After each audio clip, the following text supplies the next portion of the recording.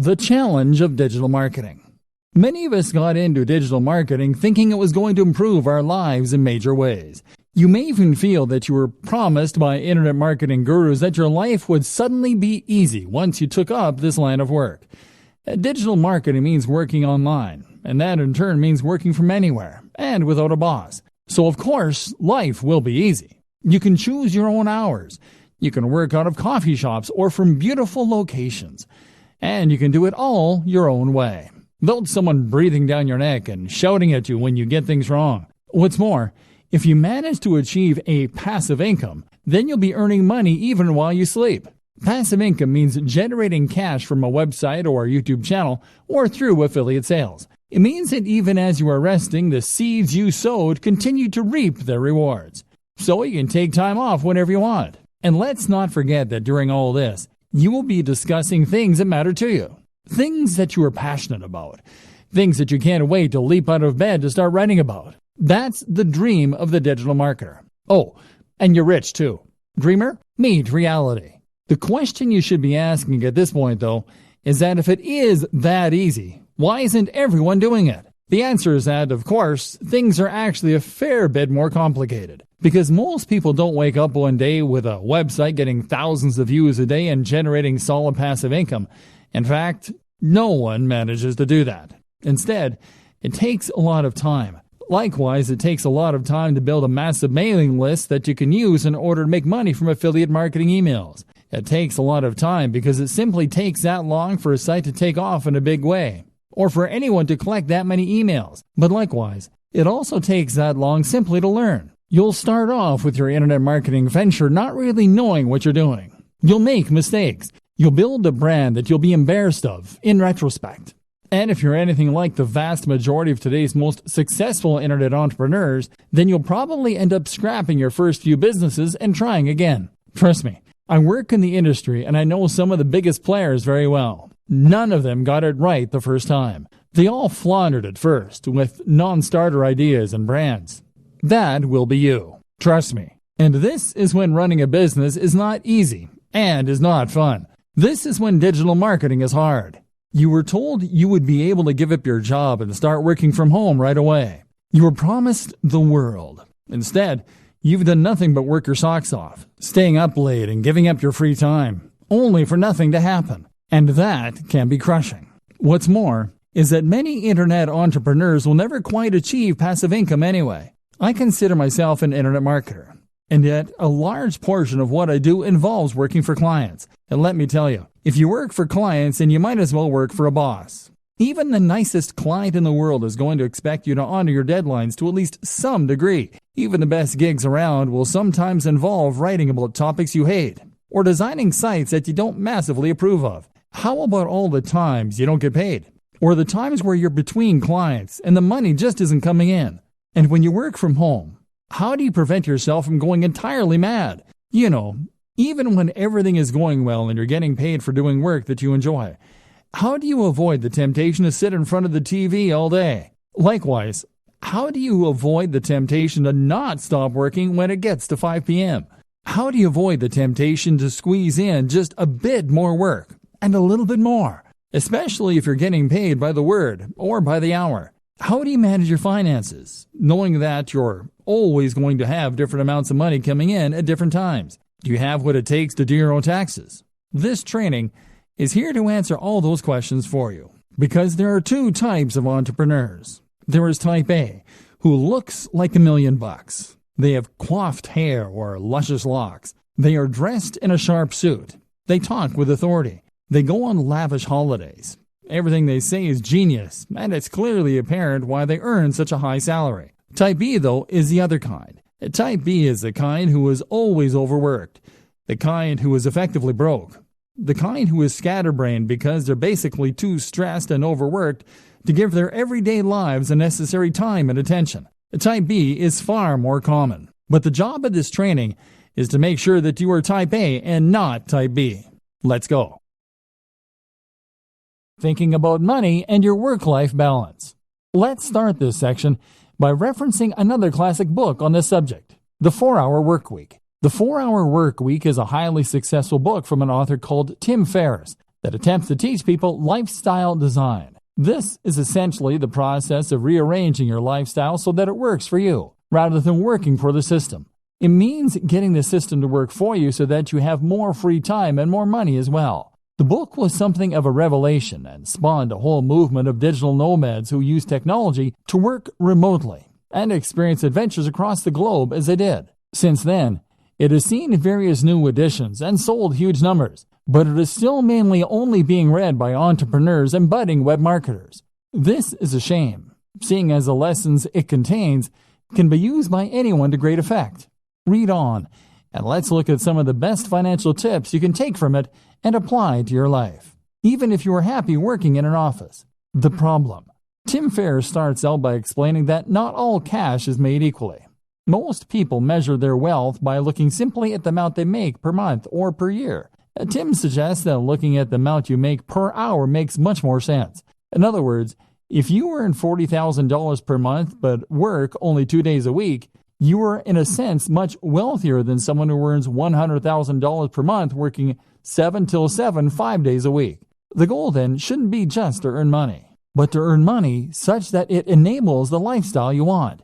You shouldn't be in a position where you can't just make the decision right now to go for a walk. Surely, that is the very most fundamental of expressions of human freedom.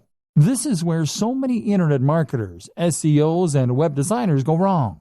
If you're currently selling your services online or building a business, then the temptation is to earn more by working harder. You can work longer hours and thereby bring in more cash in the short term, or build your business bigger. But stop and think for a moment. If you are working 12-hour days, then that means that you're actually earning much less than you might in a regular job. You may as well be doing a full-time job and an additional part-time job in the evening. Your overall income might be high, but your salary is very low. Getting the system to work for you. So, what do? Well, of course, if you're technologically and entrepreneurial minded, then you can set up some kind of online business that will generate revenue for you in a very hands-off manner. That could mean creating a hit app. It could mean writing and selling an ebook. It could mean buying and selling websites for a marked up price, or even using dropshipping so that you don't need to do the work at all. There are countless ways you can make money passively, and by setting up a few, you can leave your days working in an office in the dust. Salary versus wealth. More to the point though, recognize that your salary and your wealth are not one and the same. And on top of that, we shouldn't be measuring our success by our income, which is what so many of us do. If you work in a regular job, then you might think that the only way to become wealthier is to ask for a raise or to get a better paying job. But your wealth is really more about your surplus cash. It's about how much you have in the bank. You could be earning $3 per hour but still be wealthy if you happen to have inherited $1 billion from a dead great aunt. And in just the same way, you could be considered to be wealthier if you spent less. In that case, you might live at a smaller home. You might live in a country where the cost of living is lower, or you might just spend less on food and clothes. Either way, this could allow you to put aside a fair amount of cash every day and feel pretty well off. The great thing about working online is that you do have the option of packing your things and moving to another country. In fact, many entrepreneurs end up moving to sunny countries where they can afford lavish villas at a fraction of the cost. Then again, you might choose to spend every single cent each month and then take out even more loans to pay for the rest. That way you can live the rich lifestyle and feel and look like the highly successful entrepreneur, despite having barely any cash in the bank. It's all up to you. It's all about what matters to you and what's important to you. And that's precisely the whole idea behind lifestyle design. It's about knowing the lifestyle you want, calculating how much money you need to support that lifestyle, and then designing your business around that. Goals. A more specific way to do this is to calculate a minimum amount you need to earn each day. This is what I do. I work until I earn $150. That's the minimum that allows me to pay my bills and to put a little aside each month. I can easily afford to buy myself the gadgets I enjoy, to go out with friends, and to work on my home. But that's me. That's based on my expenses, the cost of my mortgage, the cost of my hobbies and interests. You'll have your own target, and that's what you need to shoot for. Passion versus reality. A lot of entrepreneurs and internet marketers will start out with a dream and a vision, with something that they really believe in and want to make into a massive success. Maybe you have an idea for an incredible website. Maybe you just love fitness and want to blog about that for a living. Or maybe you just get a real kick out of running a business and using technology. Whatever the case, you know what you really want to do, but it's not bringing in the cash, at least not yet. So now you have two options.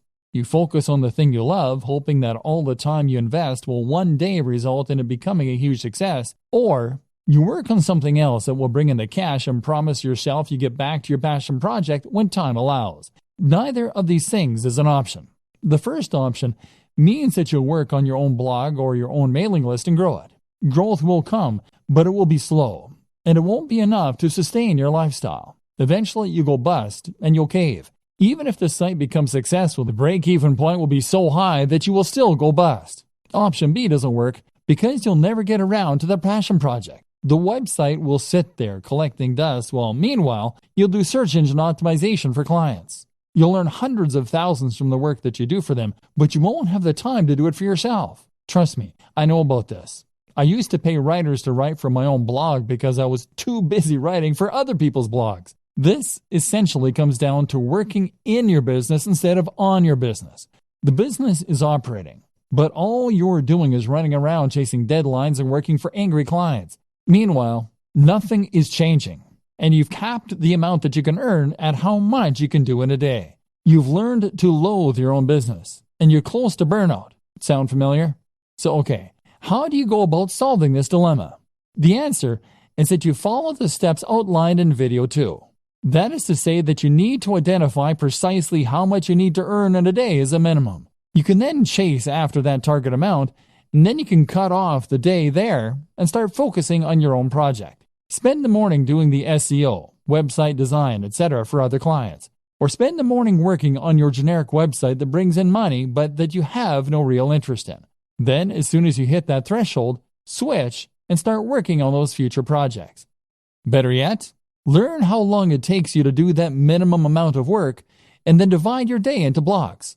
Spend the first half of the day working on the busy work, and then when 2 p.m. comes, switch to your other work, the stuff you're passionate about, the stuff that will take your business to the next level. This is essentially what we call bootstrapping. This is how you can afford to start a small business, even if you don't have any funding or any experience. So many people think that they can't afford to start a business or to become a digital marketer because it means that they're going to need to give up their job, take out a massive loan, and effectively stake all of their hopes on a single idea or business. The reality, however, is quite different. The quickest and easiest way to start pursuing your dream lifestyle as a digital marketer is to start a side project or a side hustle on top of what you're doing now. If you run a website, provide SEO, or generally work online, then that shows you to be a particular kind of person who is willing to take risks, who is forward-thinking, and who is creative. You have taken the initiative to take advantage of the most recent technologies in order to start earning a living entirely on your own,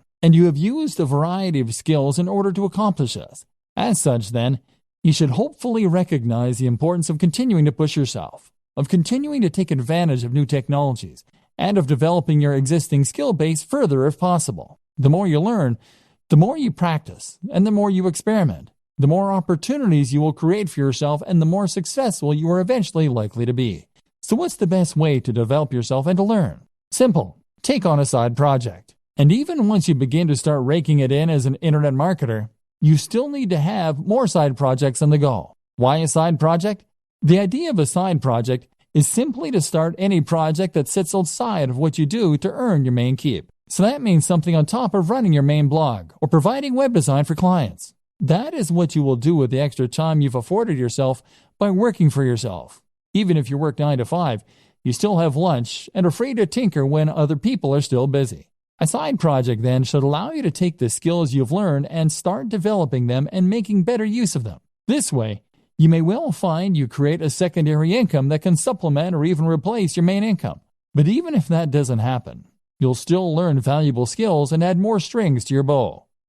Good side projects. A good side project should be something that is somewhat related to your main career, while at the same time allowing you to expand on your skills and move into unknown territory. For a web designer, then, this can mean a side project that teaches you some better coding skills, or that improves your ability to create digital art. This will give you something different to do, to take your mind off your main job occasionally. but will also at the same time help you to develop new skills that might just allow you to take your business to the next level. Some examples: app development. If you run a website or do anything else that involves design and/or basic coding, then learning to develop apps is a natural extension of those skills. This is a fun and rewarding process if you like logical thinking, and there's actually a lot of money to be made here. Whether you have a commercial hit or you decide to start offering that service. A personal blog.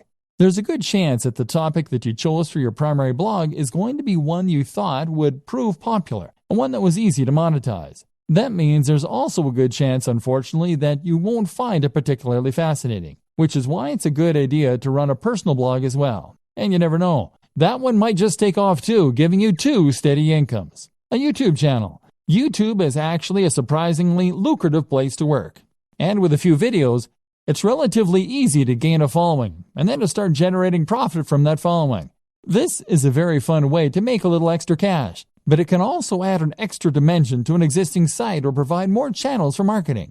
How to choose between multiple website or brand ideas. So, you're going to find a way to earn some money and meanwhile be working on the dream brand that will earn you a living while letting you write about things that you love. But what if you don't just have one idea? What if you know you want to be an entrepreneur, but you're not quite sure what kind of brand you want? If you're like a lot of web designers and internet entrepreneurs, then chances are that you will have more than one website on the go, and more than one idea for future sites that you think could help to make you your millions. In fact, you probably also have ideas for apps, for ebooks, for products, and for media campaigns, all of which you are sure could be the thing that finally makes you a huge success. This won't work either. If you have this many different things going on at once, then you won't be able to dedicate the necessary energy to any of them. Remember, you still need to bring in cash in the meantime, and that means you only have a set amount of time per day to work on your mailing list or your digital product.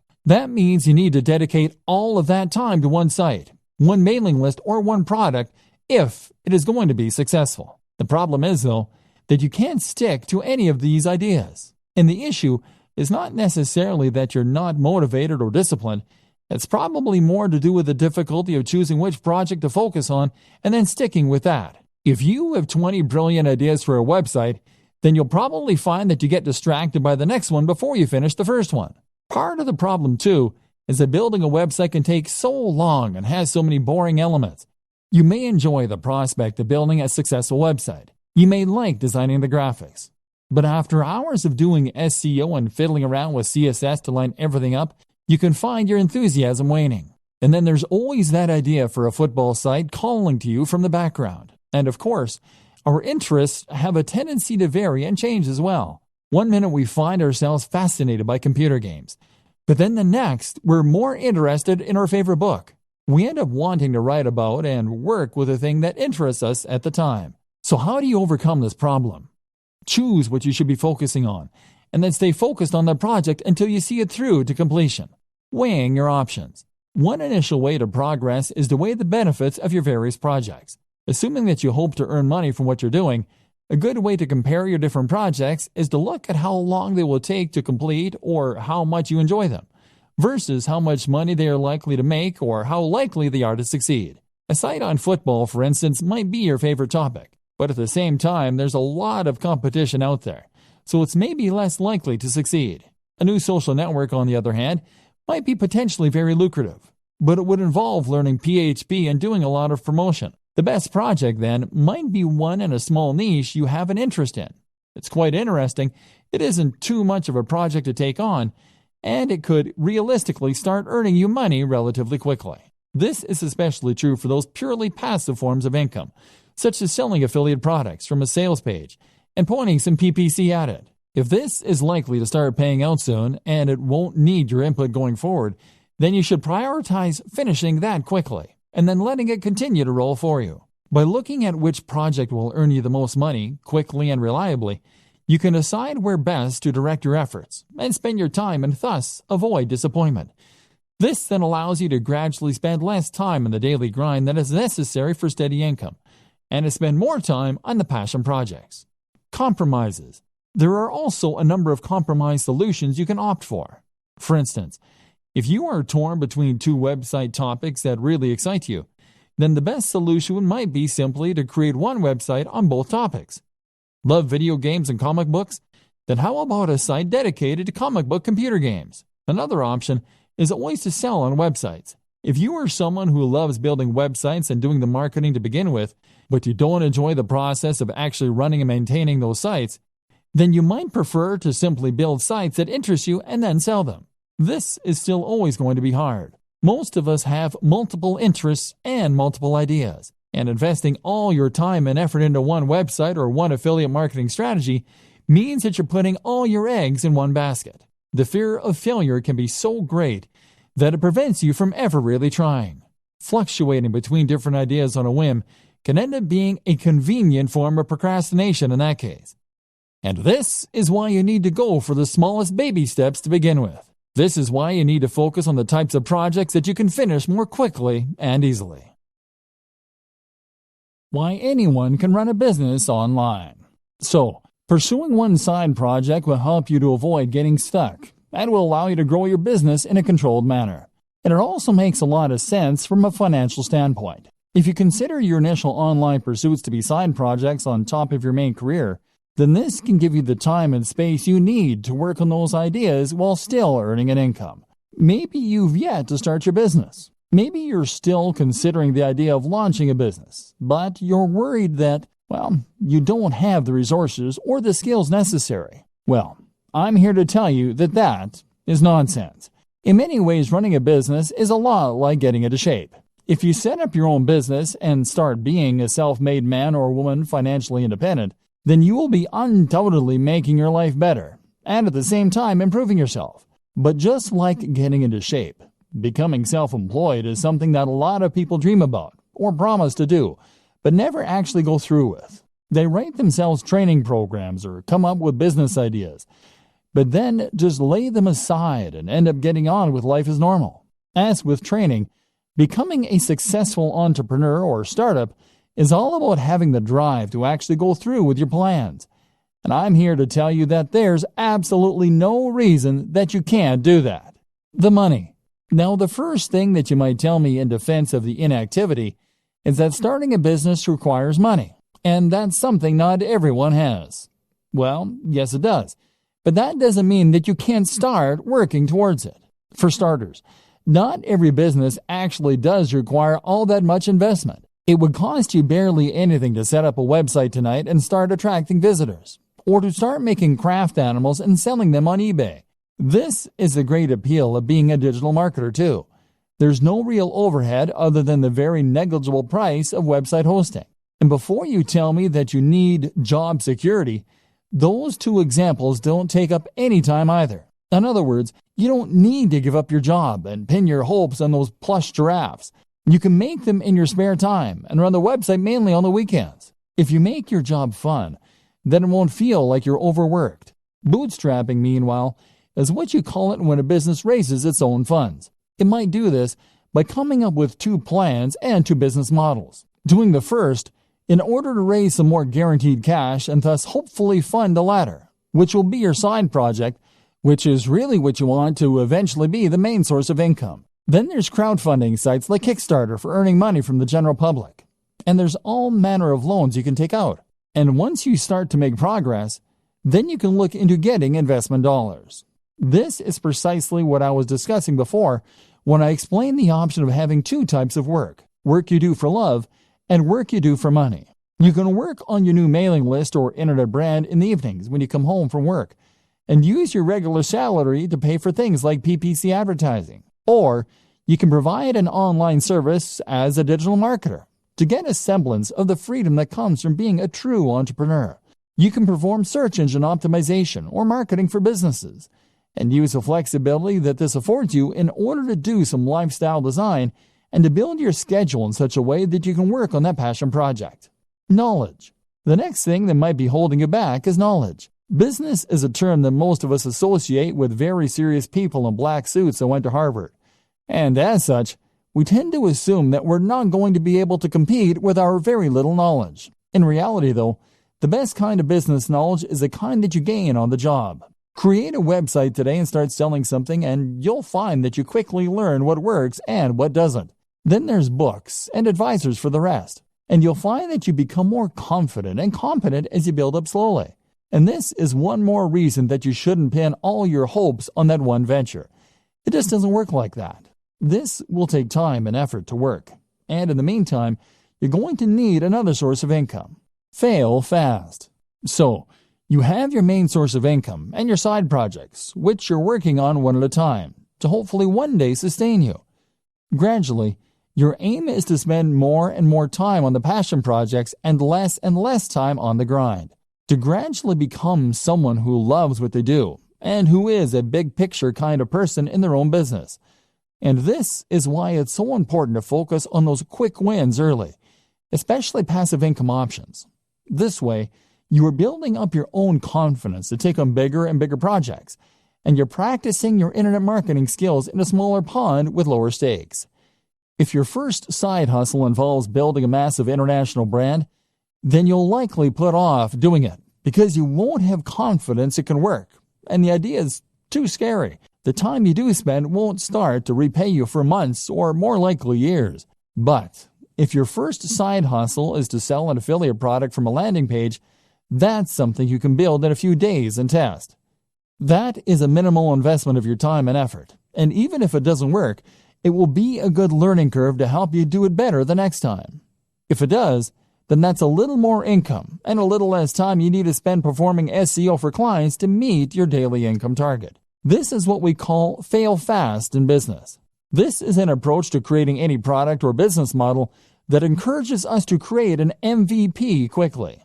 This is a minimal viable product, and basically means that you're going to get each project finished quickly, so you can see if it works or not. This is very important for your mental health and for your finances. Spend months and months setting up the perfect sales funnel, and that will be a huge waste of time if it doesn't take off. But make a funnel in a day, and you can always spend more time on it if it turns out to be a big success. Be a content creator with passion. For a long time, I considered myself an internet marketer, and I also considered myself very burned out. I wasn't earning the truly passive income yet, and I wasn't writing about things I loved either. Then I changed the way I saw myself and started to think of myself as a content creator. A content creator is very similar to an internet marketer. They do effectively the same job, in that they are creating a brand and promoting it online in order to subsequently profit from sales or ads. The difference is that the content creator does this while keeping the focus purely on creating great content, on the brand and on the logo itself, on the quality and value being shared via articles, etc. The content creator is also far more likely to delve into multimedia as a videographer or as an app developer. The marketer creates content, but when you become a content creator, you start to hone those skills, and you place much more emphasis on creating something worthwhile. Not only does this put you massively in demand and massively help to grow your brand, it also helps to improve your work satisfaction. If you can create videos with high production value, then you can build authority and relationships with your audience much more effectively and quickly. If you can create stunning designs for WordPress sites and logos, then you can sell any product far more effectively by selling a dream rather than just an ebook. If your content is passionately written, people will want to read it, and even Google will pick up on signs like reduced bounce rates. Now you'll be in demand as a marketer, because you can offer things that other spammy marketers can't. Not only that, but you will be happier because you will be pouring your heart into something you love, so that even if it doesn't take off right away, you'll still feel rewarded and you won't give up. If you view internet marketing as a get-rich-quick scheme, then you will be disappointed. In all likelihood, you'll create low-quality content and a spam-filled website. Instead, blog with passion, and you'll build trust and become far more effective at selling. Think about all your favorite websites, blogs, and marketers. Do they seem like they're in it to create a quick buck? Content creation with passion. What sets the great blogs apart from the mediocre ones? What makes you bookmark a blog and go back there on a daily basis rather than seeing it once and opting not to look at it again? There are several things that separate the wheat from the chaff, and knowing that difference is crucial if you want your site or blog to fall into the category of the greats and bring people back time after time. But the most important thing of all is to blog with passion, and you will find that everything else is born out of this. Write from the heart. Think about the blogs you like, and head over to those sites for a read. What does a writing have in common? Chances are that each of them feel like they're writing to you. They feel like they're enthusiastic, real people who have a grasp on the subject and that are interested in what they are writing about. These people, by and large, are not blogging because they want to get rich. They are blogging because they genuinely want to write about those subjects.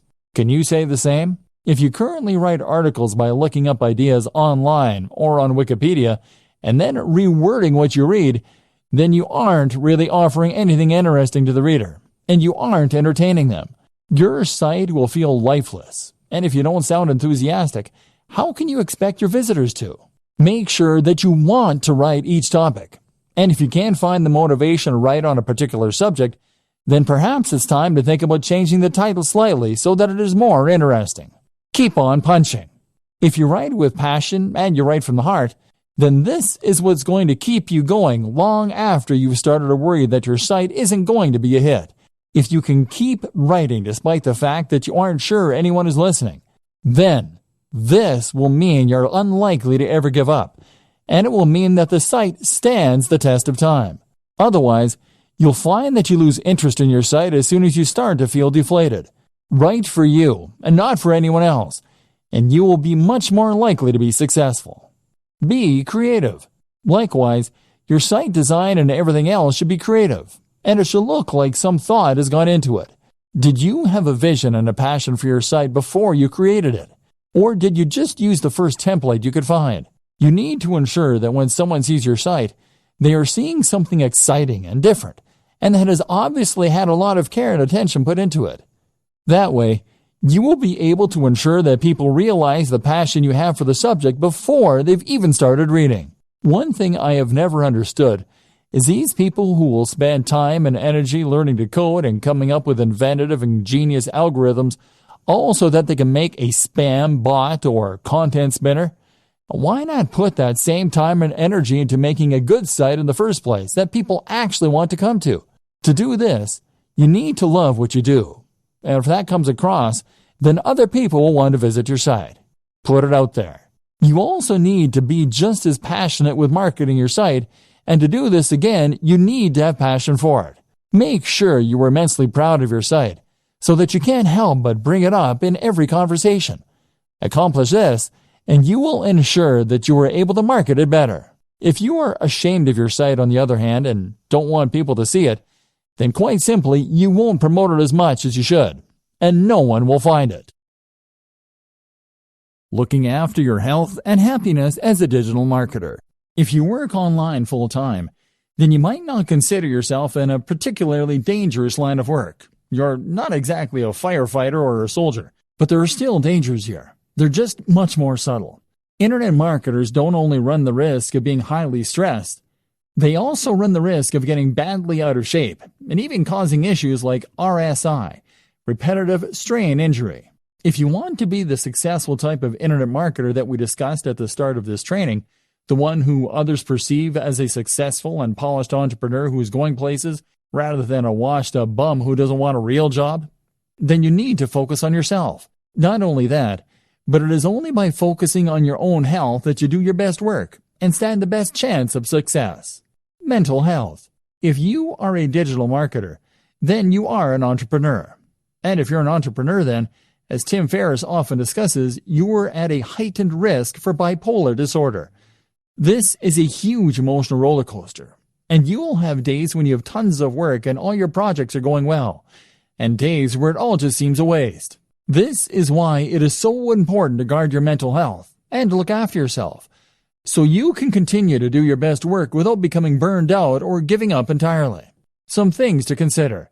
Make sure that you really do create a divide between your work and your personal time off. That means turning off your phone, having a separate email account, etc. Try meditation. This is fantastic for improving your ability to compartmentalize in your mind and for ignoring things that don't matter when you're not working.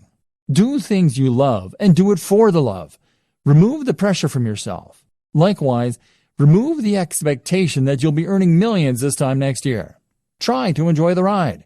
Sleep well and make sure you aren't going to bed late. Eat a healthy and nutritious diet. Exercise. This is especially important considering how static a job digital marketing is. Look after yourself. You might be working from home, but that doesn't mean you can work in the sweats all day. Remember the old adage, dress for the job you want. Take care of your appearance. If you don't have time for basic health and maintenance, strongly reconsider your current business model and your work-life balance. The right gear and setup for staying productive. Looking after your health is important, but you can also see considerable boosts in your happiness and productivity by looking at your tech and setup. The right hardware. One tip that I absolutely recommend to all internet marketers, bloggers, and other internet entrepreneurs is to invest in good technology. When you're an internet marketer, you're essentially a one-man or woman band. That means that you are the business. Your passion projects are your R&D, and your equipment is your main computer. If you are working on a machine that takes 5 minutes to boot up, that gets hot even when it is under even a minor workload and that regularly crashes, then you absolutely must upgrade. You'll save a huge amount of time by having a computer that springs instantly to life, and you avoid those painful moments where your computer crashes and you lose all that work you've been doing. But the reasons to invest in good tech go way beyond that. They extend to the simple fact that good tech is more pleasant and enjoyable to work on. When I upgraded to the Dell XPS 15, I suddenly had a 4K screen, a blazing fast i7 processor with a GPU, a comfortable keyboard, and typing experience. All this made such a difference to my enjoyment of work, and that in turn began to be reflected in the work. I worked better because I enjoyed what I was doing more, and because I could run more software more easily than before, more options became available. Building a productive home office. If you work from home, then you're likely to have found that remaining productive and maintaining focus are two of the biggest challenges you face on a day-to-day basis. For some reason, we find it harder to work when we're not actually at work, and this often results in our mind wandering, or us finding procrastination in all kinds of places. One of the best ways to counter this effect is to design a home office that encourages focus, and that we actually want to work in. If you're working from your own home, then you'll have far more freedom in what you can do with your office space, and you should really take advantage of this fact.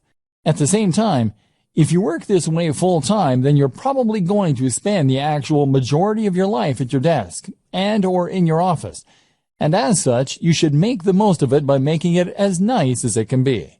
This will not only improve your quality of life, but will also ensure that you are as productive as you can be, and always doing your best work. Firstly, then, make sure that you don't cut any corners, and that you're willing to spend a fair amount on your office to make it as nice as possible. The first place to invest this money is in a new desk, and this will have the biggest impact on your work. The desk should fit with the decor of the room, but at the same time, make you feel professional, and be something you want to show off. Sitting at your desk should feel like manning a spaceship, and if it does, then you will feel good about yourself when you work, which will rub off on the quality and quantity of the work you do. The hallmarks of a good desk are to have as many compartments as possible, to have lots of space for working on, and for having or being a part of at least one right angle. The compartments are important, as they'll mean you don't have to keep getting up to get things. At the same time, they just feel organized. And if you feel organized, then your brain will automatically be more organized in the way it stores and processes information. By right angle, I meant that when you sit at your desk, you should have a surface in front of you to work from and a surface to your left or right. The best options will also have a third surface behind you or to the other side, or will have multiple layers in front. On these different layers, you should then organize multiple work or information stations. That means multiple computers or at least multiple monitors. It means lots of places to store ring binders, filing cabinets, and folders. And it means lots of places for you to write shorthand notes to yourself. If your desk doesn't come with all these things, then you can use other smaller tables, cabinets, and shelving arrangements all within reach. The reason that this is so important is that it allows you to work on multiple things at once. For example, you can have one monitor for writing a document, while you have another monitor in charge of showing you the relevant information you need to work on. Alternatively, You could have one of your monitors or computers taking care of your email, so that you don't have to keep checking an Explorer every 2 minutes. Meanwhile, you might want to have a work zone for jotting notes, which will mean you can jot things down as they come to you. By the same token, simply having this many different work zones is another way to make yourself feel professional. And with lots of lights and screens surrounding you, you'll feel on top of things, as though you have all the information you need to tackle anything that comes up, and can multitask if necessary. This concept of work zones is the same one that's used in kitchens, and is a great way to stay on top of your work. Another good item to have among these things is a notice board. This will go on the wall behind all of your surfaces, and will be the place to pin up things that you need to remember, which will improve your productivity by preventing you from sitting idly for ages while you rack your brain for what it was you were meant to be doing. Well, this will all look very slick. You should avoid making it look too cold. And a few simple distractions such as desk toys, a cat's cradle, solitaire, etc., can be a great way to prevent yourself from getting more distracted by worse things such as Facebook. And if you choose them well, then they will add to the decor of your work environment. Finally, amongst all this, you should have a swivel chair, which will allow you to spin from one work zone to another without getting up, and to reach all of your storage to get whatever it is that you need. Again, it will also help create that feeling of being at a high-tech workstation and having everything that you need right at your fingertips. And this will mean you feel on top of everything and appropriately effective. My number one tip for boosting productivity and happiness as an internet marketer, though, is to head to coffee shops. In a coffee shop, you get a change of scenery to prevent cabin fever. You are watched, meaning you can't just slack, and you keep your work and private lives nicely separate. The background chatter of cafe patrons and the smell of coffee all add to a highly productive state of mind. Digital nomad. The digital nomad is a fascinating concept that has only become possible in the last several years. This is a vision of a lifestyle filled with adventure and travel, but funded by a stable income with no risk of going bankrupt. How does it work? Simple. By using computers and other technology, you create a situation where you can work remotely from anywhere, as long as you have an internet connection. Then you pack your bags and travel the world, using your online work to fund your traveling. But at the same time, living cheaply in hostels and other places so that you don't need that much cash to begin with. You can see the world and have countless adventures, and all you need is a laptop. To many, this is the ultimate lifestyle design for the digital marketer, so it seems only fitting that we touch on it here. But is it the right type of lifestyle for you? It's certainly not for everyone, and it's not the only option for true lifestyle design, as some people seem to think it is. Consider the following points before making up your mind. Attachments. The first thing you need to consider if you're thinking of becoming a digital nomad is how many attachments, commitments, and responsibilities you have back home. Technology might give you the freedom to travel the world in principle, but if it means leaving a girlfriend or boyfriend back home who might leave you, then it suddenly becomes a little less realistic. Likewise, you'll have to say goodbye to your friends and family for a while, which is hard for some people too.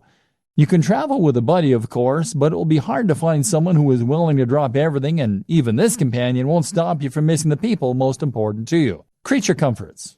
Another thing to ask is whether you're the sort of person who likes your creature comforts, or whether you think you could live without them. You are going to be staying in some pretty cheap places, and carrying as little as possible on your back.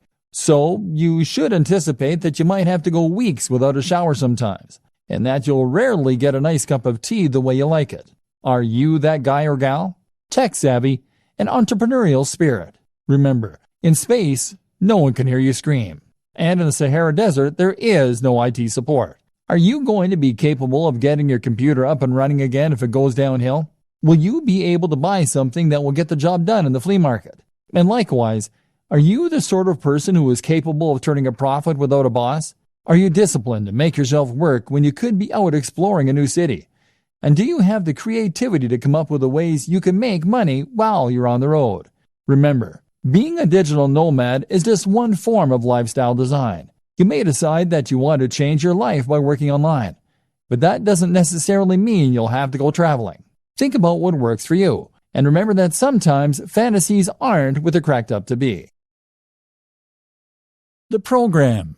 We've gone over an awful lot in this training and talked about some high-level concepts such as work-life balance, side hustles, prioritizing workloads, and productivity tips. Now let's recap everything we've learned and put it together into a program so you are a happier, healthier digital marketer.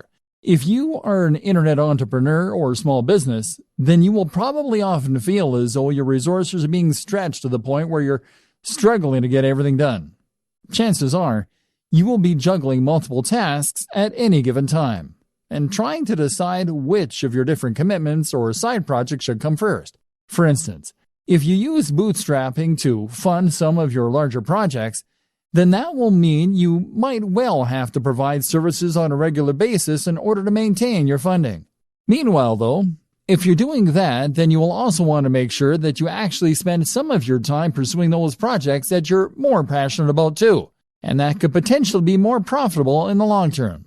But then you need to choose which of those projects to invest the most time in, and which to do first, all while completing various administrative tasks and dealing with the other drains in your time, such as, lifestyle design. Key to all of this is to know what you want from life and how your online business fits into this. Do you want a purely passive income that allows you to travel and forget work? Or are you happy to work hard indefinitely, as long as it's on a topic that you enjoy? More importantly, how much money do you need to live? What are your personal aspirations?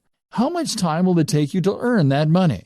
What are the different variables you can manipulate to get the lifestyle you want?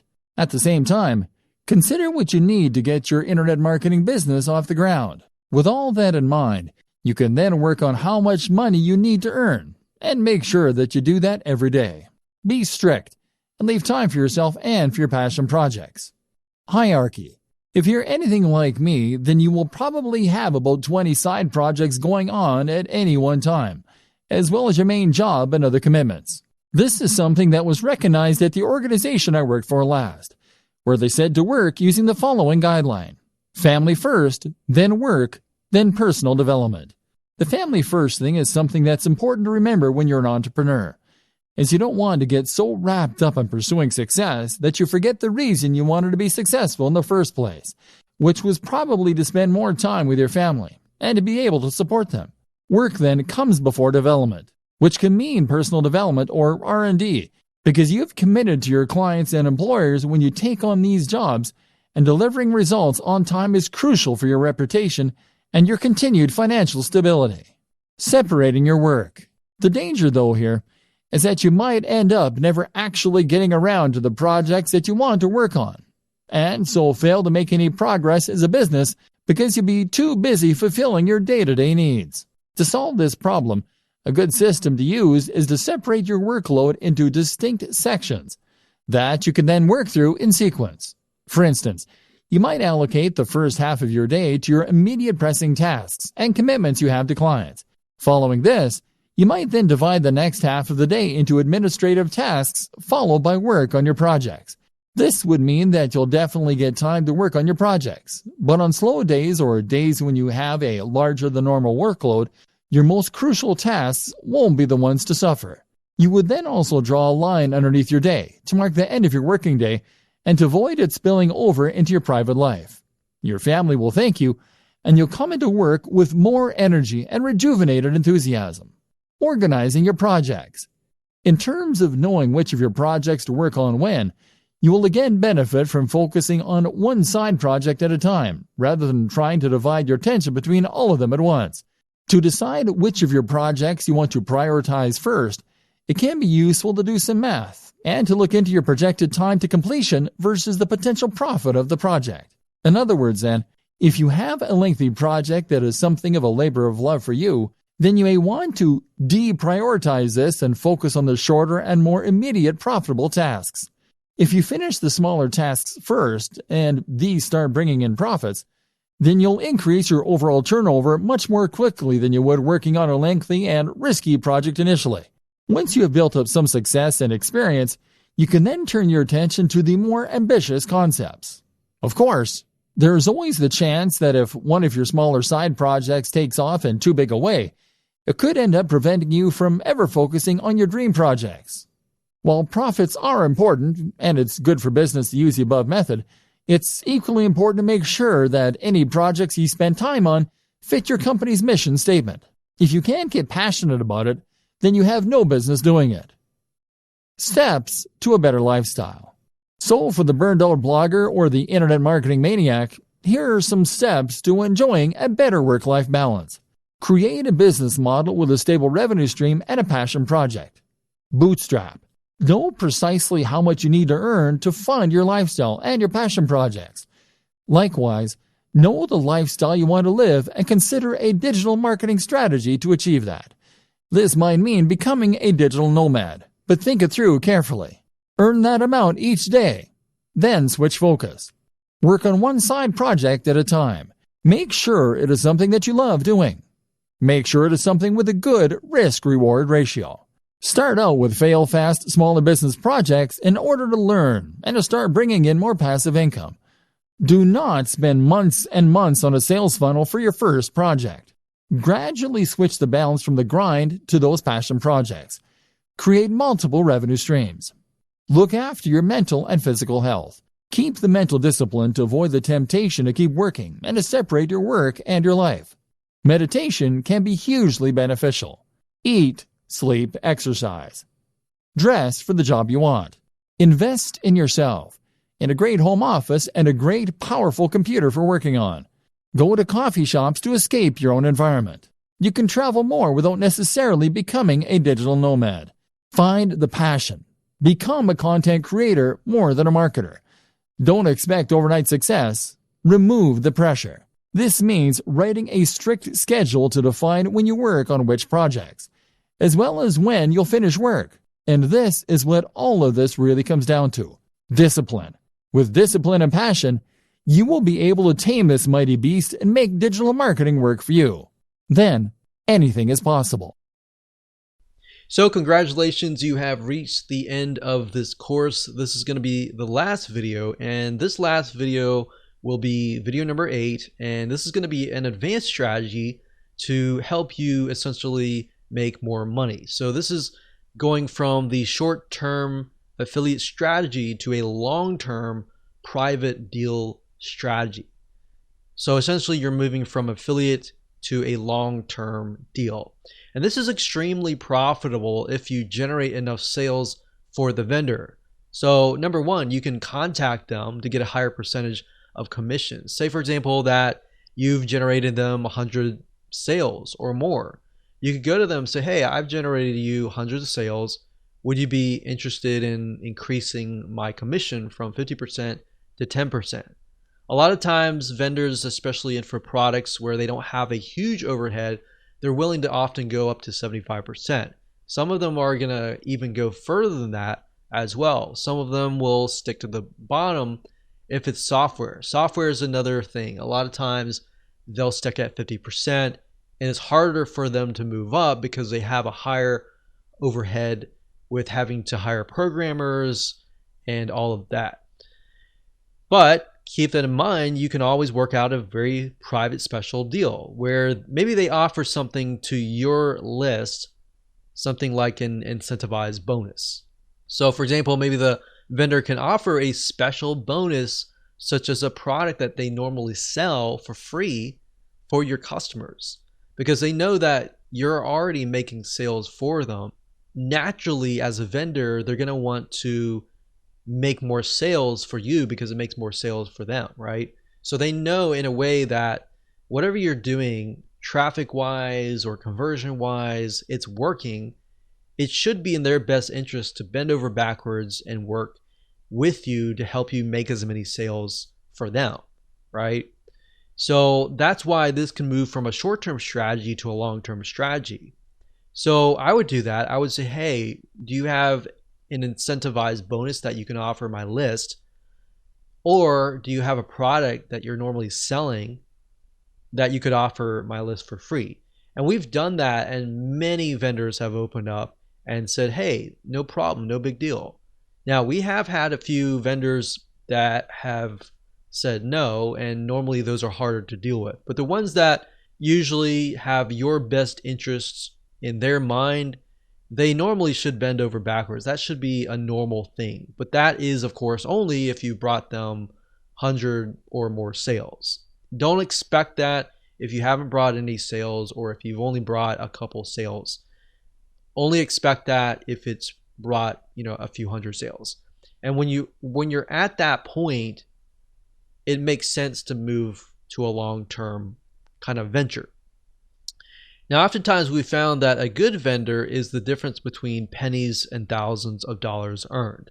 So in other words, if the vendor is willing to work with you, that is usually a win-win situation. So hindsight 2020, looking back, a lot of times we found that the vendors that were easy to work with and that were willing to work with us, we made a lot more money with them. The ones that were not willing to work with us, not willing to offer exclusive bonuses, the vendors that were lazy or just didn't want to do anything, a lot of times those promos would just become stagnant and they wouldn't go anywhere. So that's a nice little tip. If you're a vendor watching this, make sure that you support your affiliates as much as you can. And especially affiliates that are doing well, reach out to them. Say, hey, what can I do to help you, kind of thing. They don't budge. Usually what we do is we go to their competition. We show their competition, hey, we've made 100 sales for your competition. Do you have an affiliate program, and would you be willing to work with us? Most of the time they would say yes. So that's just something to think about, that there's always avenues that you could take. There's always going to be roadblocks, and there's always going to be avenues and solutions that you can take. You just have to be willing to look for them. So that's the strategy that we would use, those two strategies at the very end on video 7, video number 8. And those will typically help you be the literal 10% of affiliates, because the 99 or 90% of the affiliates aren't doing videos 6, 8, 7, or 8. So I hope you enjoyed that video course. I know that was basic with some advanced strategies, and maybe at another time we'll talk about more advanced affiliate marketing strategies. So with that said, go ahead and make sure that you take some action. Welcome to video number 7. This is an advanced strategy, and this is incentivized bonuses. In other words, if you want to know how the super affiliates make a lot of money with affiliate marketing, it really comes down to what we call incentivized bonuses. So when it comes to affiliate marketing, the downside is one really good product is going to have tons of affiliates, sometimes thousands of affiliates. So the question is, how do you stand out, and how do you compete against hundreds or even thousands of affiliates promoting that same product?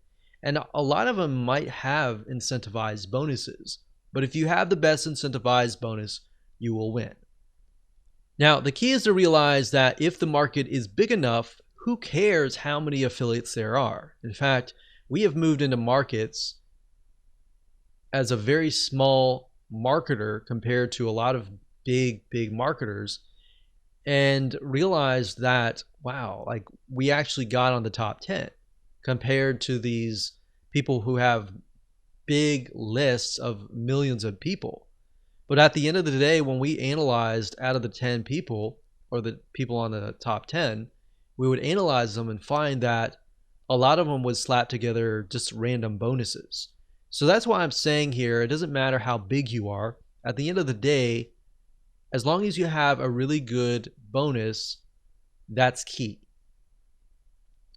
So that's how you compete with hundreds or even thousands of affiliates. So the best way of approaching this is by offering an incentivized bonus, which means you're telling prospects, hey, if you buy through my affiliate link, you will get this bonus that fits the weakness of this product for free, right? So who's not going to want to buy a product and get a bonus for free that is going to fill the gap, right? So you want to make sure that you're transparent about this. Let them know, review the product, and then let them know the weakness and why your bonus fills the gap so that they can make the best informed decision. And I can't tell you how much this will help you. This is going to help you a lot. In fact, I'm going to show you how to go about doing this in just a few minutes. So in other words, they could either buy the product directly and that's it, and they don't get the bonus, or they could buy through your affiliate link get the product, but also get whatever additional bonuses that you are attaching to that product. I mean, if you think about the prospect, the buyer, which one are they going to choose? Obviously, the latter, right? They're going to want to choose the product and get the free bonus along with it. They're not going to want to just buy the product itself, right? I can't tell you how many times a lot of people have bought the product and came back and said, I wish I knew about your bonus, right? Plus, realize this, like I said earlier, as super affiliates, we've come to the realization that most people really don't review the product rigorously. They might look at it, glance at it, but they don't review it rigorously. And thus they come out with bonuses that really don't convert or really have nothing to do with the actual product itself. But because now you know the secret sauce, now you know that a very small percentage of people actually do this, this is something that you can actually do. So you need to buy the product, you need to test the product out, you need to find the weaknesses and be transparent about them. Now, people who buy from you will ultimately love you. You might only get a few in the beginning, but they're going to love you. They're going to come back. They're going to buy similar products through your affiliate link. And that's the goal is, yeah, you might maybe only make 10 or 20 now, but those 10 or 20 may really like your bonus to the point that they're going to come back, right? Your goal is not just to make a one-off sale and that's it. Your long-term strategy is to build a list, build a relationship with that list, sell products that are really good, that are attached with really good bonuses so that time and time again, they're going to come back, right? So let me give you an example here. Let's say, for example, that a product is a piece of software. And this is something that we personally have done. So we have a piece of software, we look at the software, we review the software, we find that the software is actually very hard to use. So we look and we find that the software has zero training. So guess what? The weakness in this case is that the software lacks training. So what you could do in this case is create a training course that helps people who bought the software better understand how to use it and how to use it more effectively. Now, the key here is to realize that in this case, obviously, you would have to spend sometimes days or even weeks learning the software in and out. But at the end of the day, you will have something no other affiliate really wants to do, which is spend a week reviewing the software and figuring it out yourself. So I found that market tends to be untapped, typically because nobody wants to spend that amount of time. And software can be very tedious to learn as well. So can you imagine who will make more sales? Exactly my point. Does that make sense as to why this is so powerful? So this is one little tip that has made us a lot of money. So make sure that you use this to your advantage. Hello and congratulations on getting access to this video course on Affiliate Marketing 101. Now, while we will be talking about the basics, we'll also talk about some advanced strategies at the end of the video course. But before you can get there, you need to understand the basic fundamentals of affiliate marketing, what's true, what's not, what's reality, and what's hyped up. And sometimes hype can be reality, but it's just multiplied by 10 times. So my goal in the beginning here is to kind of bring you back to reality. And that's why we're going to talk about mindset first. So in the making of this video course, I want to make sure that you have the most realistic view of affiliate marketing without all the hype so that we can ensure that you are in the right mindset before we get started. And I'm a big believer of talking about mindset before we jump into the actual concepts and the fundamentals and all that, so that makes you absorb data in a more effective way. Now, the reality is that with affiliate marketing, there's a lot of hustle. And what I mean by that is that you're going to have to do a lot of work. You're not going to do as much work compared to that of a vendor, but there's still a lot of work involved. And as long as you know that this is a real business, this is not a side thing, this is a real business, and that you understand also that you don't want to focus or get too attached to one specific product that you're promoting as an affiliate, and you're flexible, I think that's a better word, then that will help you succeed more. So as long as you understand that, you kind of need to have the mindset of, okay, let's just go with the flow. Let's just see what happens. It works, it works. It doesn't. We learn from it. We move forward. All right. So not every product that you test is going to work. Sometimes you'll have to test 5 products and it's not going to work. But then you'll find that one product that converts like crazy, and it'll typically make up for all the products that did not work. And I want you to understand that there's a lot of opportunity out there and a lot of money to be made in this industry, regardless of what niche it is. But at the same time, even though there's a lot of opportunity and a lot of money to be made, there's a lot of time to be lost as well. So now what I want to do is give you a quick overview of what's inside this video course, so you know exactly what to expect, and that way you're going to be able to implement everything faster, and you're going to be able to see all the pieces of the puzzle. So obviously this is video number 1, which is the introduction to the affiliate lifestyle. Video number 2 is going to be about what affiliate marketing really looks like. So we're going to bring you back to reality. And video number 3, we're going to talk about the advantages. Video number 4, the disadvantages. Video number 5, types of affiliate marketing, different payment structures and all that. And video number 6, we'll talk about reviewing the product. Now, while this seems basic, 90% of affiliates that we've watched actually don't do this. And by not doing this and skipping this process, you actually lose out on your conversion rate. And we'll show you why. And video number 7, we'll talk about incentivized bonuses, which is an advanced strategy. And video number 8, we'll talk about how to go from affiliates to private deals, which allows you to make more money. So with that said, let's move on to video number 2 and talk about what affiliate marketing really looks like. Hello and welcome to video number 6. We're going to talk about reviewing the product. Obviously, before you can promote the product, you need to review it. And before you get up and say, well, why are we even covering this? Isn't this common sense? It is, but to an extent, it's not. Because what it's going to reveal to you are advanced strategies and things that 99% of the affiliate population just aren't doing. And because they aren't doing this, this is your advantage. Now, what we found over the years of testing many different products over the last decade and a half, literally over 500 different products that we've promoted over the years, tested, reviewed, and all that, we found that the majority of affiliates out there do not test the product.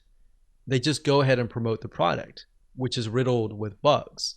Now, that's not to say that every product is going to have bugs. We've tested products out and it worked really well. And then when it launched, customers would find bugs. That's the reality. But in doing so, we've noticed a pattern, and that pattern is that the majority of people don't review. And not only is that unethical, it'll actually hurt your reputation. And if this is a long-term business and you've built an email list of subscribers, you want to make sure that you're honest and direct with them, right? So by testing the product, it is actually an advantage to you, because by knowing the ins and outs of it, it'll actually help you not only in the area of gaining trust from your future fans, and more importantly, getting them to buy, but it's also going to help you create an incentivized bonus. So if you take a look at a product and you find that, let's say that it is weak in a certain area, then you can fill that area where it's weak and turn that into a bonus. Does that make sense? So if you look at a sales page and you feel like, man, this is weak because of this area, like maybe the training is weak, then you could fill that gap. And we'll talk more about that in the incentivized bonus video, but that's a way of creating a bonus. And that's why if you review the product, you will know that. If you don't review the product, you'll never know that. You'll just use a bonus and slap things together that may not really make sense. And then when somebody buys through your affiliate link, they're going to say, why is this even here? and they're not going to buy from you in the future. But if you put together a good bonus that fills in a gap and a weakness that's very obvious, and they buy it, have a good experience, and they realize that you have filled that gap, they're more inclined to actually buy from you, if that makes sense.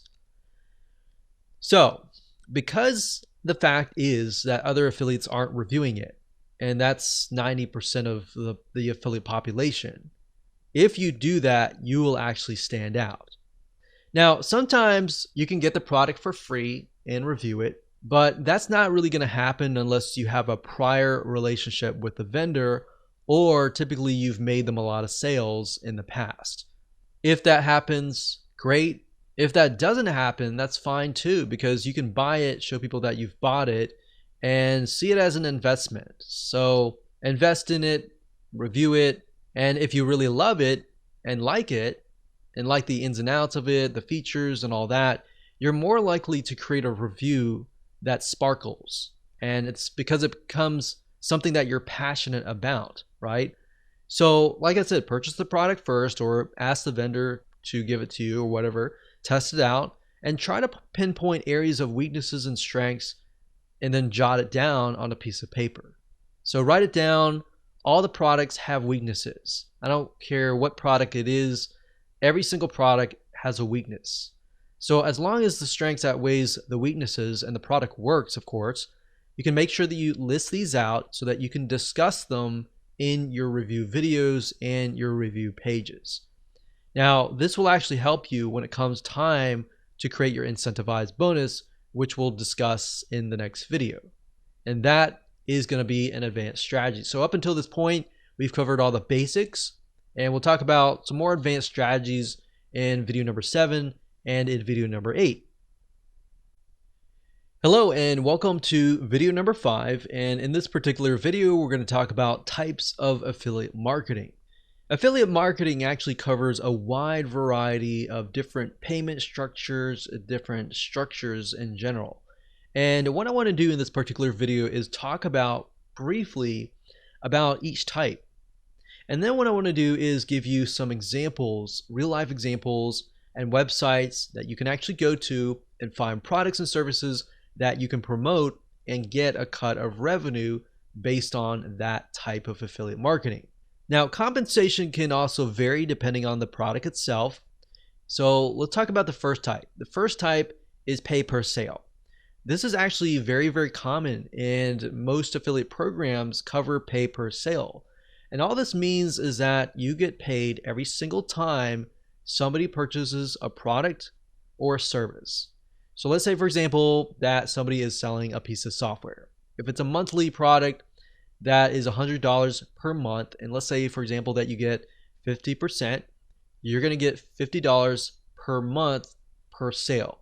Now, I like recurring products because once you have referred somebody and you've worked hard to do that, if that product has a good retention rate, meaning how long that person will stay in that membership site, let's say, for example, the average retention rate is 2 years.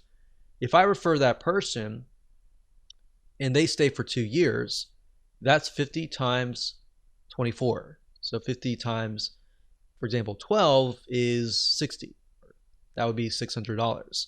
So I'm getting $600 a year, ultimately getting $1,200 2 years, and knowing that they have a good stick rate and knowing that the vendor actually cares and takes care of their customers, that's why it's so crucial in finding good vendors. But knowing that, I know that I can spend a couple $100s just to acquire that customer or pre-sale that customer. So that's pay per sale. It also can be a one-time product where somebody buys a video course for $20 and you get 50% of that, and that's that. So the majority of affiliate programs are based on this particular payment structure. The second type is pay per click. This means that you basically get paid every time somebody clicks a link, meaning let's say you send 1,000 people and out of 1,000 people, 100 people click. And the vendor says, okay, so for every click that you send, I will give you $1. So if you, out of 1,000, you get 100 clicks, that's $100, right? Now this isn't as popular but it's out there. So I just want you to be aware of it. Now, the third type is pay per lead. In this case, you're sending traffic, and if a prospect fills out a form or they fill out some sort of requirement, like they fill out their zip code, for example, or they fill out the whole form, you might get payment for that action. So essentially, pay per lead is whenever somebody fills out a form, becomes a lead essentially, or does a specific action. Now, this often times is also called cost per action, or CPA in short. There are tons of networks out there where you can find a lot of these: pay per lead, pay per action, fill out a form, or even the second type, which is similar, which is pay per call. The fourth type, which is in relation to the pay per lead, is pay per call. And this is a CPA structure as well. And what this means is that based on the requirement, if somebody calls on the phone via a special number that they give you, and they meet the requirements, such as they call and they're on the phone for 15 minutes, you might get $30 for that call. Or they call and they give their name and phone number, you might get a certain amount of fee. So they're not really buying anything, they're just taking action. But the vendors that are getting these leads, they know well enough that, okay, if they get this lead, that lead is most likely going to convert into whatever sales.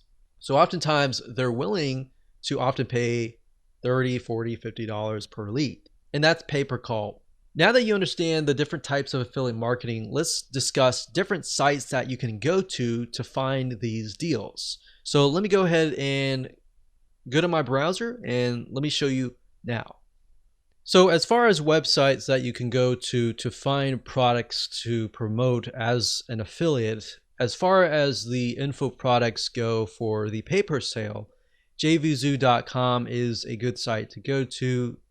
Let me show you the address bar here. That's jvzoo.com right here. So jvzoo.com. This is a great place to sign up as an affiliate, and it will give you the actual stats on how the product is selling and all that. So you'll need to come here, sign up as an affiliate right here, JVZoo affiliate, and then you'll be able to find products. It'll tell you the refund rate and all that. That's another thing you want to look for, is the refund rate. If a vendor has like a 10% refund rate or even a 20% refund rate, you might want to steer clear of those vendors. Another site is clickbank.com. That's clickbank.com. And clickbank.com also covers a lot of info products, but they tend to cover a lot of niche-based info products. So if we click on Affiliate Marketplace here, as an example, you will see a lot of different niches, not just internet marketing or online business, but you'll find other things like computers, cooking, diets, games, politics, parenting, everything that you can think of. So that would be the pay per sale. Now, there's a lot of pay per sale in terms of physical products as well. You can do Amazon.com and get like a 4% commission. And you can look into AliExpress as well for the e-commerce type physical products. But as far as that goes, those are the popular sites. Now, you can actually make more money as an affiliate to info products. Now, when it comes to something like pay per click, there's not really any companies that we have tested and recommend, but you can go to Google, you can type in get paid per click, and make sure you do your due diligence. Make sure you research beforehand. But there are some companies out there that will pay you per click, but a lot of times it's not a lot of money. It's like a few cents for every clicks. So that's not really what I would recommend as an ideal situation to make money. Usually the pay per sales, better pay per lead is also good as well. So as far as the pay per lead or pay per call, maxbounty.com is one of the top CPA networks, and that's maxbounty.com. There are tons of other CPA networks out there as well that you can make money with, but at this time, maxbounty.com is the one that we've actually used and tested. Another one, which is pay per call, would be ringpartner.com. That's ringpartner.com. And that's it. Hello and welcome to video number 4, and we're going to talk about the disadvantages of affiliate marketing. So as you already know, affiliate marketing is based upon promoting other people's products, right? So that in itself says that you have no control over the vendor or the product itself. So in certain respects, your business is in the hands of the vendor as far as promoting the products. But now that you understand that, you need to do things like building your email list, which is very basic. But if you do that, it doesn't matter if somebody takes it down. You can always switch it to a different vendor, a different product, or a similar product in that niche. And that's the beauty of affiliate marketing, as long as you're building a list. Back in the day, like decades ago, I remember when we would promote a product, we would send traffic directly to the vendor's product, and then we'll make sales. But then we found out, typically weeks later, that we were sending traffic to an offer that didn't exist, or the vendor just decided to take the product down without ever telling us. And this is something that happens day in and day out. A lot of times there's a lack of communication between you and the vendor. Having an email, that in itself can be an advantage, but it can also be a scary thing at times, especially if you have a product that's a really good product, you're making a lot of money, and the vendor just decides to quit, right? So that's why in that case, there are other things that you can do, which we'll talk about in just a minute. So having an email list can be an advantage, but if the vendor takes that down their product, that alone can be a scary thing at times. So you're kind of living on the edge. But that's why I said, if that's you and that's your perspective and that's your expectation of what's real and what's not, then it's not going to become a surprise when that happens. But I will tell you that happens a lot. So let me put this in perspective. Vendors come and go. That's the nature of how things go. In the last decade of being an affiliate marketer, I've seen hundreds of vendors come and go. And a lot of times vendors, they'll get into these ruts where they'll create totally brand new products. Like, for example, one vendor often will create 10 to 20 different products every single year. And if you think about how many vendors there are, you could find 10 really good vendors. One of those products eventually will become outdated, right? So if that's the expectation that you have, then great. You are now aware, and you're aware of something that not a lot of affiliates are aware of. So that means that affiliate marketing often has a short-term cash flow for each product. So making as much as you can during that short-term period of time is key.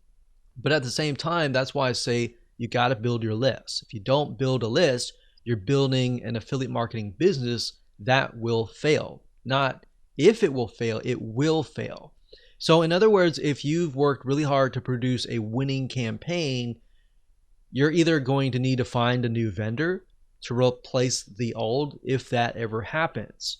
So you need to make sure that you have a backup plan, or you need to work out a special deal with them, assuming you've made them a lot of sales, and say, hey, I've made a lot of sales for you. I put a lot of time and effort into this.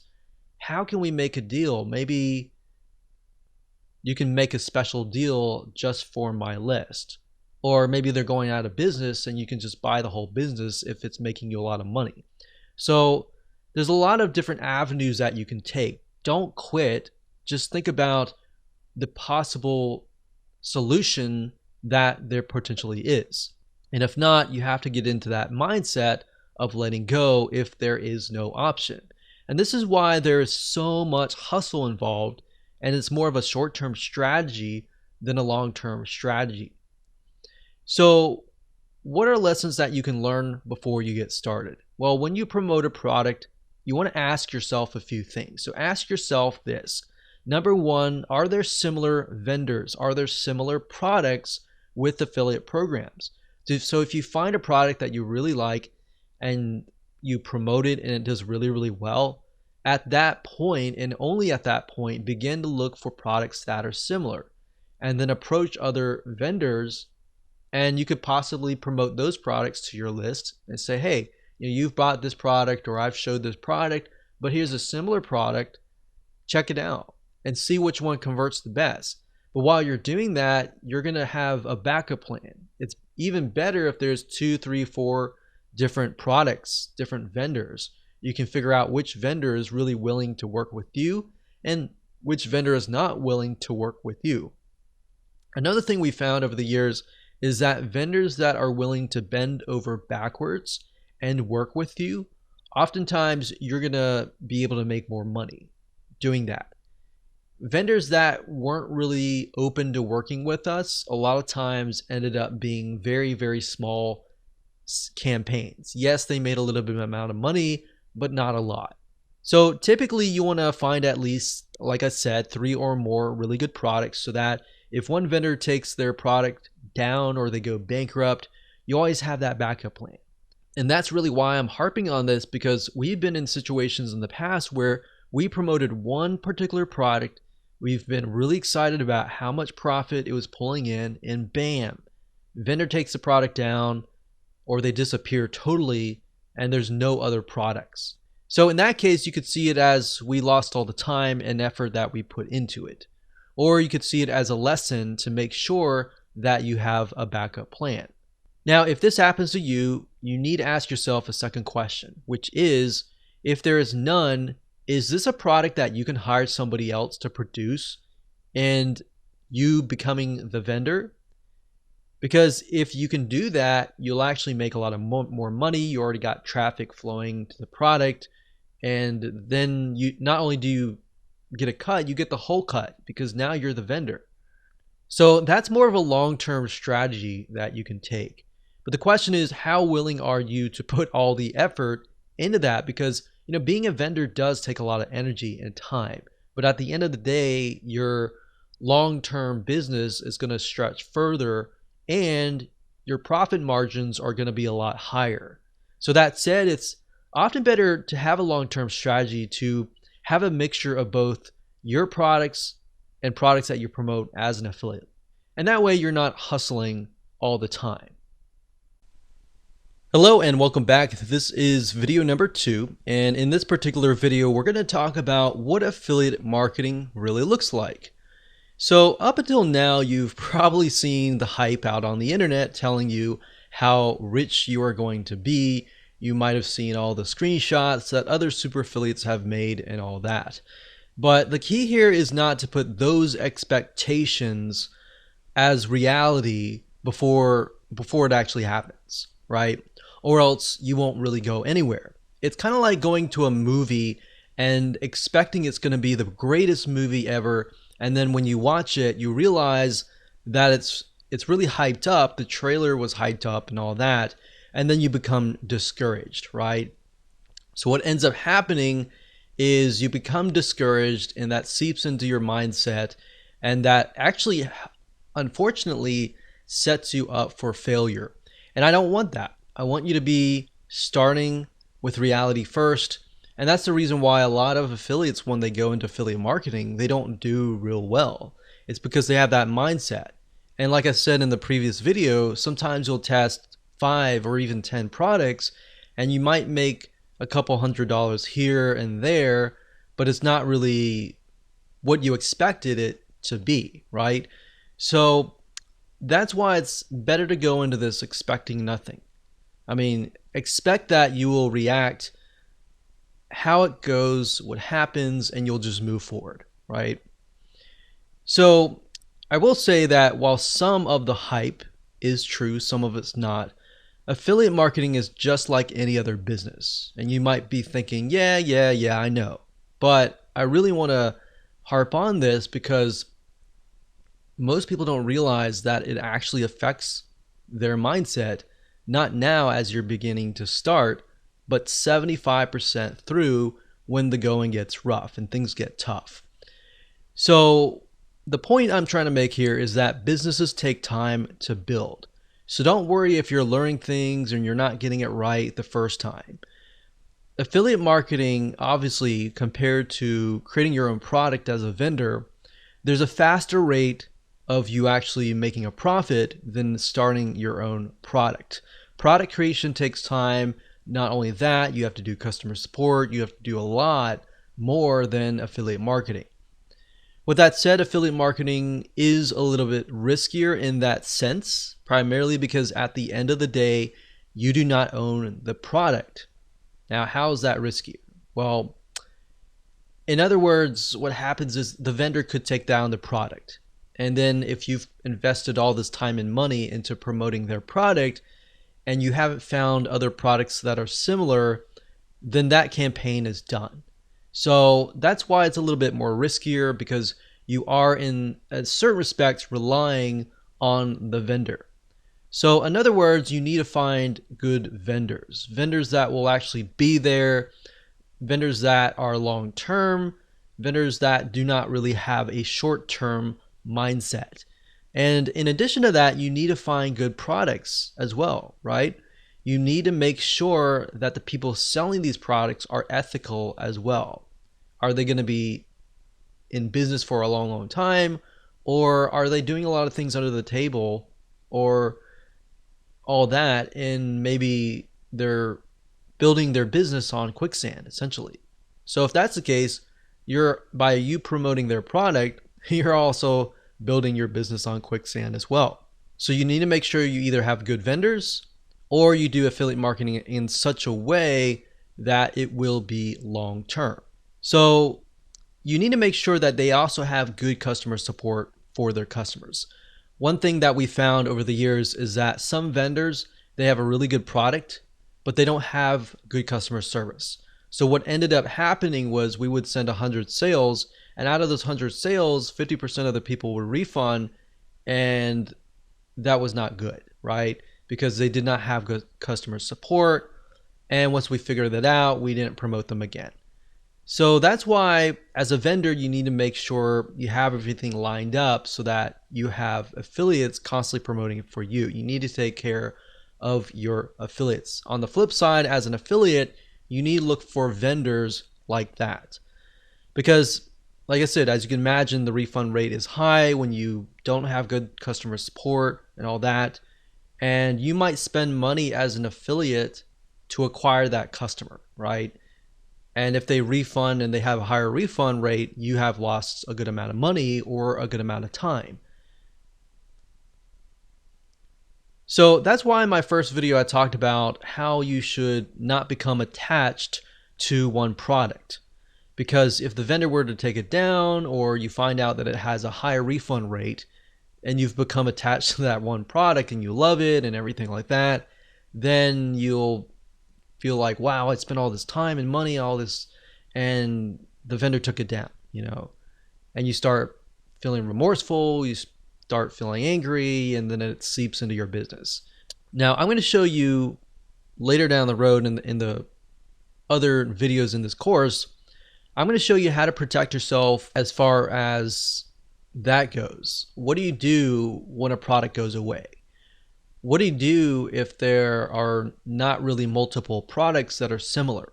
So we'll talk about that and how you can find profitable products and make sure that it is a long-term venture or not.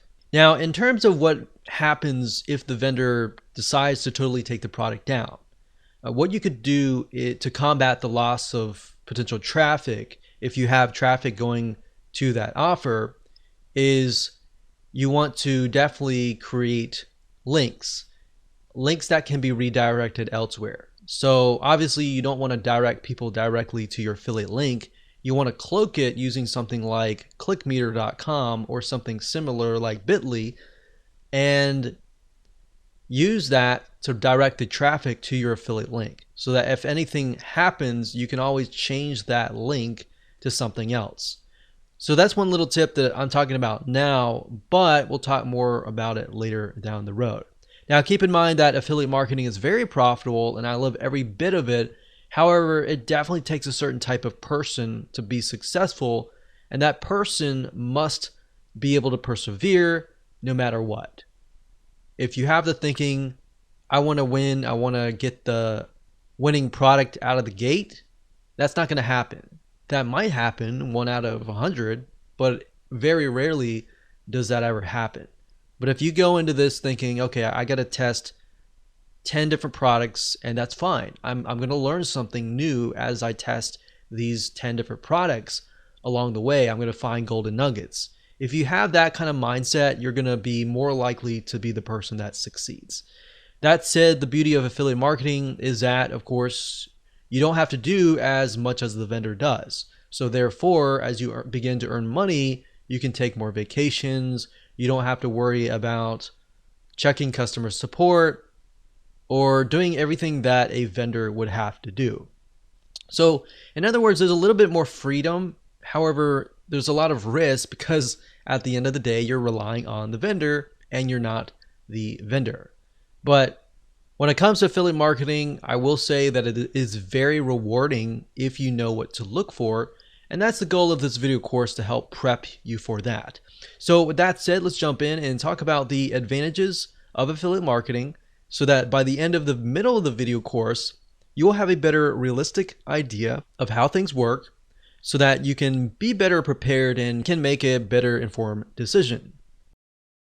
So how long does it take? So how long should it take for a website to start earning enough money that you can quit your day job? Likewise, how long should it take you to build a mailing list so that you can make a living purely from affiliate sales brought in via email? The bad news is that it takes a long time. Internet marketing is not the get-rich-quick scheme that people think it is. Rather, internet marketing is a strategy that you can use to make money online only if you commit to the job and keep putting out great content and doing lots of active marketing for a long time. Put it this way. I worked for a YouTube channel with 3 million subscribers. 3 million. They made $15,000 a month from the ads that show it on their channel. Granted, $15,000 a month is enough for most people to live on very comfortably. But it's still not millionaire money. And 3 million is a huge number. With the best luck in the world, you're likely not looking at reaching those numbers for several years. The first year, you'll be lucky to get 10,000 viewers, at which point you'll probably be about $200 a month. The same goes for placing ads on a website. Building website traffic is hard. You'll need to post multiple times per week, do all your SEO, guest post, and even then, you can expect it to take a few months before you have a few thousand regular viewers per week. The problem is that AdSense, the Google ads that many marketers put on their websites, earn a few cents or a few dollars per click maximum. So you need tens of thousands of views daily to make a good amount of money that way. Selling an affiliate product as a proper internet marketer will help you to increase that amount by a large amount. Problem is that you now need to build the trust of your audience, which takes a long time in itself. You can also combine this with other forms of advertising like banner ads, like video sponsorship deals, like alternate advertising platforms. Using growth hacks such as influencer marketing can also help you to get ahead. But the point is that it takes time and it takes money to build the necessary success, and you need to be aware of this. Hello and welcome back. This is video number 3, and let's talk about the advantages of affiliate marketing. So we briefly discussed a little bit about this before, but the beauty of affiliate marketing is that you don't have to do everything that the vendor does. And that includes the following. For number 1 is you don't have to provide customer support extensively. You do have to provide a little bit of customer support, especially if you offer a bonus. Bonus meaning somebody gets it for free if they buy through your affiliate link. So it's an incentive to buy through your affiliate link. However, that said, that kind of customer support isn't extensive, meaning that it's not complex at all. You can either do it yourself or you can hire somebody to do it for you. And typically in that case, you don't need somebody who has the ability to troubleshoot really rapidly. So in other words, it's a lot easier to find these people or do it yourself. And we'll talk more about bonuses and how they can help you convert more sales and ultimately beat your competition. And by competition, I'm talking about other affiliates that are selling the same product. But other than that, you don't really have a lot of support compared to that of the vendor. Another advantage is this: you don't have to update the product. I mean, think about it. This is a huge one. In fact, as a vendor, a lot of times you have to update the product, right? If it's a software, you have to update the features and make sure that it's compatible with everybody's computer and makes it work. If it's a video course, you need to make sure that the content is updated and not outdated. Or if it's an ebook or a content piece, same thing. And the thing about affiliate marketing is you don't have to worry about any of that. And that's the beauty. Another great advantage is that it takes less money to actually get started. You do need a little bit amount of money, but not a lot. But that amount of money needs to be focused on, number one, reviewing the product. Number two, traffic and making sales. Number three, it could be landing pages, setting up landing pages, web hosting, domains, items that you use in your videos, things like that. But there's basically not a lot of overhead as far as that goes. So you don't need to have a lot of money, but you do need a little bit amount of money and some basic expenses. Another advantage is promoting somebody else's products can usually take days or weeks max. And I say max because a lot of times it can take days or even a day or less than a day. So with affiliate marketing, usually the process goes like this. You look at somebody's product, you find it, you buy it, you review the product, you figure out why somebody would want to buy that product, and then you figure out the weaknesses, the strengths, everything about it. You create your bonus, and then you set up your own review site. And then you can focus on traffic and conversions and all that. But usually at the end of the day, after setting up your bonus, incentivize, landing page and all that, that usually only takes about a day or a few days, honestly. Now, there is a learning curve. Of course, you're going to need to master or get a better idea on how to drive traffic, or you're going to need to hire somebody that really understands that area. But at the end of the day, that's really all you need to have. Once you master traffic, in fact, you can sell your own products. So there are many different traffic sources that you can use. You can use paid traffic. You can use search engine optimization, which is ranking on Google or ranking on YouTube. But the reality is that you're not having to worry about 20, 30, 40 different moving parts that the vendor has to worry about. For you, it's typically like 10 or 15 moving parts or less. So with that said, let's move on to video number 4 and talk about the disadvantages.